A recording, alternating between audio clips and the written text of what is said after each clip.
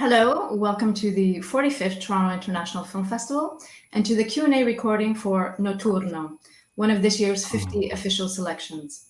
My name is Andrea Picard and I'm a senior programmer at TIFF, and I'm delighted to be here with Gianfranco Rosi, the director of Notturno, which screens as part of our master's program. Before we begin, I would like to thank our audience for joining us. This is obviously an unprecedented and historic time, and we've had to do things very differently this year. As an organization heavily impacted by COVID, we rely on the support of our audiences so that we can continue to present films for future generations while supporting today's filmmaking talent, especially at this critical moment.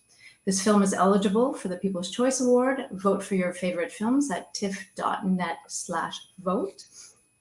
Now, Gianfranco Rosi is an award-winning Italian-American filmmaker. Hello, everybody. Hello. Hi. You were last at TIFF. And Fuoco a Mare, hello. I was there, yes. Yes, Fire at Sea, which was nominated for an Academy Award. And so we're exceedingly happy to have your new film, Notturno. And won the Berlin Film Festival. Of course, there are many awards I could be naming. I was trying to make it succinct to have more time for our conversation. And of course, we're sad that you can't be with us this year. Things are different. You will be in Venice in competition. But first, I just want to congratulate you on this film. It's one of my favorite films of the year. Oh, I think it's a bold and courageous film, as well as being aesthetically beautiful and obviously politically very important. So welcome. Thank you. Thank you, Andrea. So you shot this film over a period of 3 years. And I'm just curious, as a jumping off point, what initially drew you to the borders of Syria, Iraq, Kurdistan, and Lebanon? Well, it seems after Fire at Sea, which took place in Lampedusa, and after witnessing again there for 2 years, the mass of people arriving from the region where then I decided to go 3 years later, it was a natural step somehow to go to see in person what was and why all this was happening. At the beginning, it was more instinct, it was like, okay, I have to go to that part of the region. Syria was the main point, and then the film was very difficult to enter in Syria, and then I started. That was the end. The ISIS state was like losing power in that period. It was just Mosul was just fall down. Mosul and Aleppo. There in Raqqa was the last part where there was still a resistance from ISIS, and so when I arrived there, the situation I find destruction and violence and total disaster, and of course the situation to making a film was very difficult.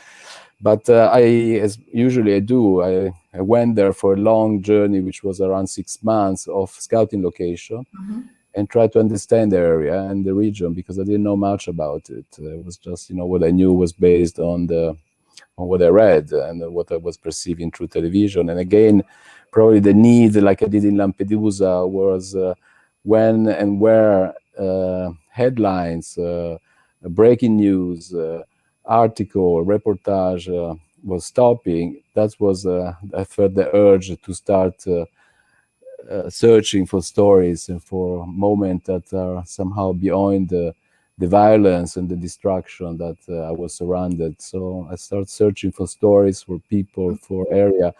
And I began this long journey without a camera, without nothing. I started from Baghdad and then went up to Kurdistan, then to Lebanon, and then to Syria. So this was like 3 years of my life that I spent there in order to look for, people that somehow survive and with an enormous strength, with enormous courage, survive the destiny, this atrocious destiny of violence and the war. And I didn't want to make a film about war. I wanted to make a film, I always say, a film of light, the darkness of war. Obviously, in the film, we see destruction everywhere, whether it's in the landscapes or the sort of psychological ramifications. But what really strikes me in this film is the intimacy that you achieved. And I think that can only be done over a period of time. So I'm wondering if you could tell us a couple of anecdotes about how you met certain people, because what they convey is so personal and intimate. Well, all the encounter, like in all my film, are completely by chance. And then once there's an encounter, become a necessity and becomes part of my narration. as I say, the most important part was like when I did this scouting location, because that's where I was collecting emotion, stories, encounters, and they were always very immediate, very first sight. You know, like the first story I met was a story of telephone. This terrible, terrible story of this woman fall in the hands of ISIS, and she was prisoner for 3 years of ISIS, still is prisoner of ISIS. She's still a prisoner of ISIS. And I found the husband. He came to me and talked and said, my wife, she's was kidnapped and she's still on ISIS. And she started telling me the story and said, what do you have? And then she started showing me this phone. And this phone, there was these hours of messages. And by instinct, I started recording this phone, and I said, here, there's a story, but I didn't know which story. He didn't want to be part of the film. Then I said, okay, I have this material. Then one day I'm going to go back there and see, and then I'll tell you the evolution of all this and see. So throughout these 3 years, I went back to the place where I encountered this man at least 5-6 times. And every time I was totally unsuccessful to try to create a story. So I had this enormous material, this voice. And in the editing, I was forced to say, I have to use this voice. And we started using this voice as an abstract sound of the editing, but was not good enough because you didn't know where this voice was coming from. Sometimes it looked like too paradoxical, too abstract. When I decided to, after 2.5 years of working and we start editing, I decided to go back again before the COVID in October and spend another 4 months, October, November, December, January, February, 5 months I spent again. And the last time I said, I want to go back there and see if I can find somehow the source, which was the mother. And I went there, and this guy told me, I cannot be involved in the film. I separated from my wife. I have a new family, but I can give you the phone number of the mother. The mother was liberated by ISIS and atrocious stories, and she was living in Stuttgart. So in February, after finished the editing, I went in Stuttgart, met the mother, and did the last shot of the film, closing the cycle that lasted 3 years in Stuttgart. Of course, in the film, you don't realize we are in Stuttgart. I gave her this phone after spending with Fabrizio, my editor, after spending the whole day there. At the end of the day, the stories that she narrated were so atrocious and so consuming that I didn't have the energy to ask her, I want to film. Right. But she said to me, I want to film, and I gave this phone. I said, I would like you to listen to this voice. I want to listen to the voice of my daughter. And it was very dark at the point. I didn't lit any light. I just put the camera, and that's just filming her listening to these voices from the mother and evoking all the years that passed by. In this moment, that lasts only 3 minutes, I think there is the pain, which is a universal pain, again, of this mother. And this somehow the film is about universality always. I was able to find the people and the character that are in the film. I mean, first are people, and then they become character in this structure on the editing, on trying to create a story and the narration.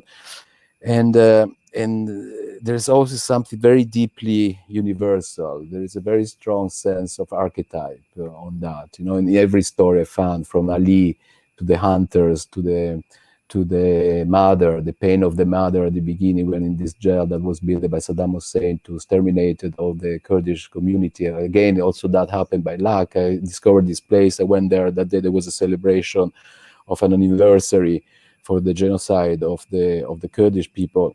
And I met these women that were there. They were also kidnapped at the place and part of this prison. And in 30 years, they were been inside the place, and asked them if they could visit the place with them. They agreed to do that.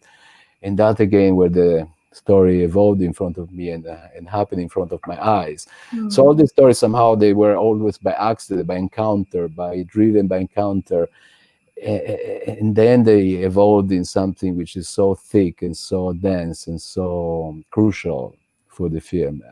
Another big problem I had, I didn't understand the language, so most of the time I was filming without understanding what I was filming. But I knew that the moment was so precious and so fundamental that the camera cannot lie, as my presence, could not perceive this incredible story. And I was filming without knowing what we were saying, only discovering later, and most of the time during the editing, which was the essence. So all the timing, the things was so dilated in film. This was the difficulty to work in a place where you don't know the culture, you don't know the language, you are a foreigner, and you try somehow to observe certain things in a different way, because this was the challenge I had in this film, to try to tell the story of that world that we know, we hear so much, but yet the stereotype is always emerging, and to win the stereotype is always a big challenge. And so I was hoping to reach this with this film, to break the stereotype and to show the real life in between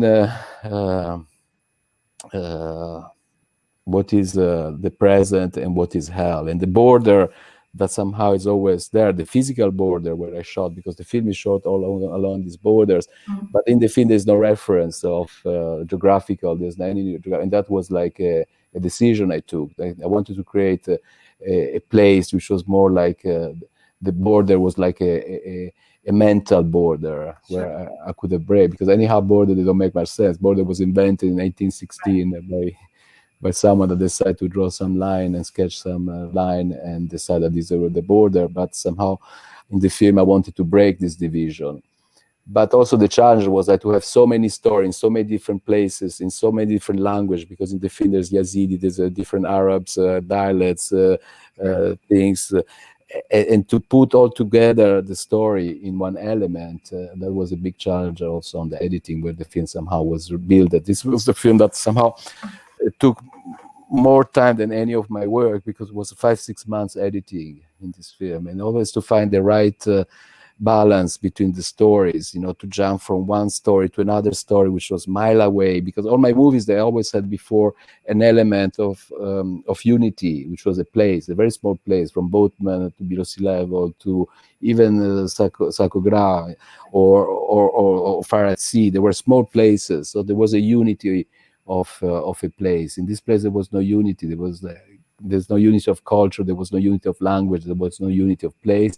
And the big challenge was like to create this world that was somehow universal, and yet where the story, they were becoming the narration and the force, and it was very difficult on the editing to balance the when to stop to give information, because the more you know about the person, the more difficult it is to leave it.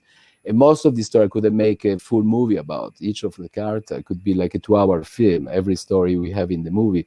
But to have this story of many elements in the film, there were moments that you have to leave a character and continue with the same emotion, or break that emotion with another character, and yet not disturb the viewer. That's how I want to keep knowing more about that. So this was the difficult part in the editing, to find that element of when to leave a story and when to conquer back that story. For example, is a story that is just at the beginning, the hunter, and then only at the end of the film you encounter him, and it's just a moment of relief somehow in the film, although he brings you in this world which is upside down, where fire it is, where there's a boiling of the fire, where everything is upside down, and still the echo of the war is always present in the film through this sound of real shooting, because most of the time the sound, maybe a few times we put in the editing, but to accentuate that, but all was so real, to have constantly this element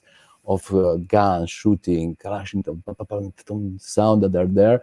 So the war becomes in the film like an echo, like a presence, but almost in the subconscious. Even the love story, there's a moment of shooting there, and then you don't know if it's the nargile that the woman is smoking, or is a battle somewhere. And when I was asking what's going on, nobody knew. Nobody tells you, this is happening. So it's become the sound of war becomes part of a narration, in the film.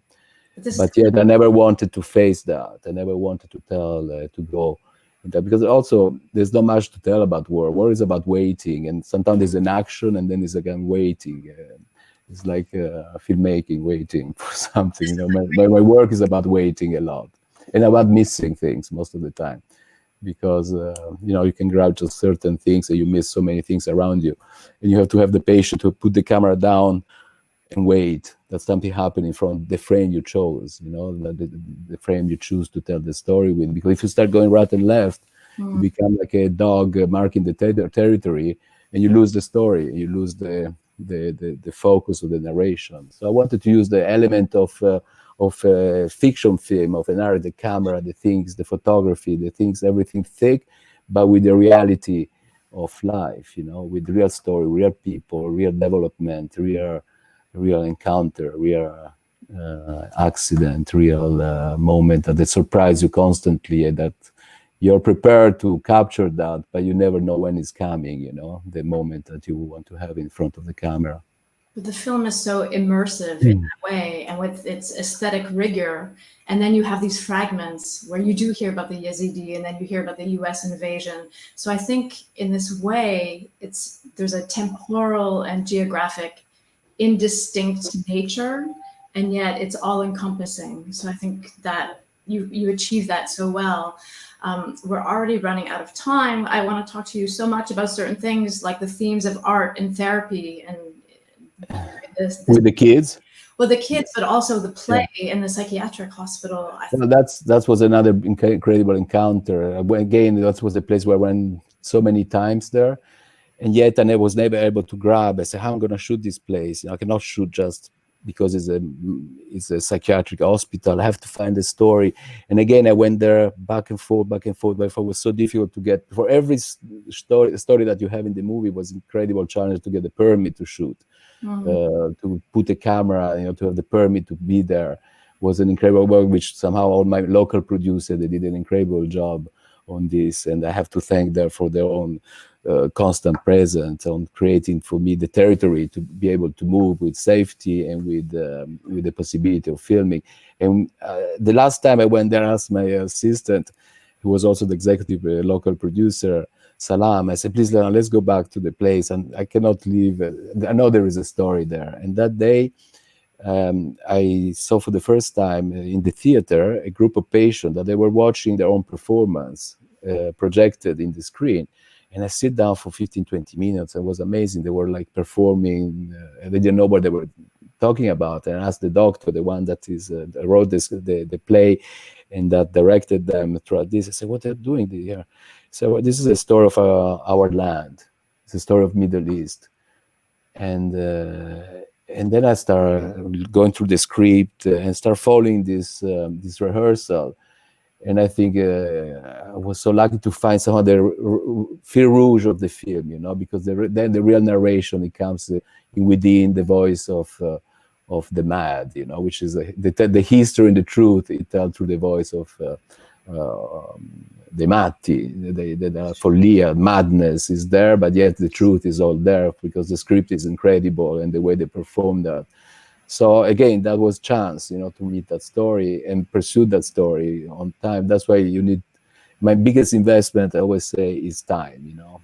Time is fundamental for the way I work and for the way I want to tell the story. And it's always, you know, to break the point between documentary and fiction, but somehow, for me, it's important. This is a documentary, but shot with the rigorous of fiction, and it looks like fiction, but has the authority of a documentary. This is my challenge is always, you know, when I decide to make a story.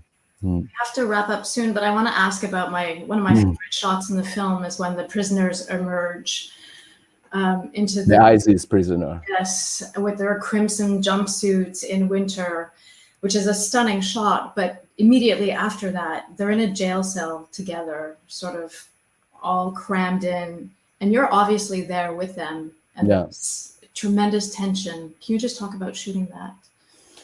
Well, that was another. Took weeks to get a permit to get into that prison. And the day I went into the prison, after we had the first permit, they say, okay, you can shoot. And but I never shoot. For me, to shoot is like something that comes after days. You know, I have first to see, I have to immerse myself, I have to see what's the story I want to say, where to put the camera. So I can never arrive in a place and start filming. I don't have that capacity. So I have to spend time there. So the first day, he took the director of the jail. He took me around the jail, explaining things. I had the camera with me, this heavy Arriflex camera on the shoulder, and I had my assistant. And just go around. He explained everything. And then we come back after a 3-hour walk and say, why you didn't shoot anything? I said, well, because I don't understand. I have to understand first before I know where to put the camera. And I said, but here, you know, there came some journalists and they shoot everywhere and things. I said, but I need to know first what I want to shoot. And now that I understand how this moves, I know that I want to do 4 shots. One, when they go outside for the air of the break that they do every 2 weeks. Then when they go outside from the jail, when they go into the jail, and when they're into the jail, and he say, this you cannot do it. This is impossible. You cannot have contact with them. But again, after weeks talking, being there and things, he agreed to do that. The most difficult part when I asked, because he said, you can shoot only through the gate inside the jail. I say, I don't have a perspective, I have to be inside. And he agreed to do that, and I had to sign somehow release of me taking my responsibility. Because a few weeks before, a guard that was taken prisoner there from the ISIS people, and he was there for 3 days, and so it was very hard to liberate him. They wanted some conditions, so I would be the perfect person to be kidnapped inside the jail, and that would not be a moment I wanted to pass. But somehow he agreed.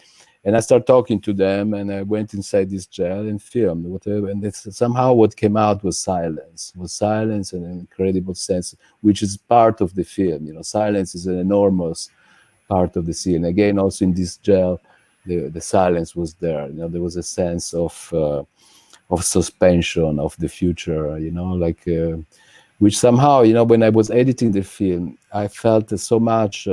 I said, this film is so much absurd, you know, everything's suspended, everything is like a weight, nothing is encountering, nobody talks to you directly, everything's a distance.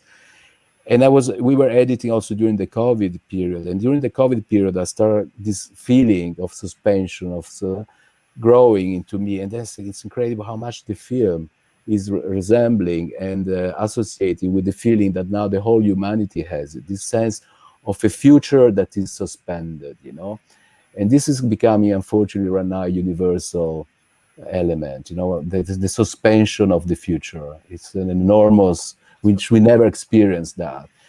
And unfortunately, that part of the world is a daily experience, because the story of Ali, he's one of my favorite person I met. He's like a beautiful kid, 12 years old. You know what he does to survive, hunting, do the many jobs, invent the fisherman, the things. And yet there is at the end this close-up in his face.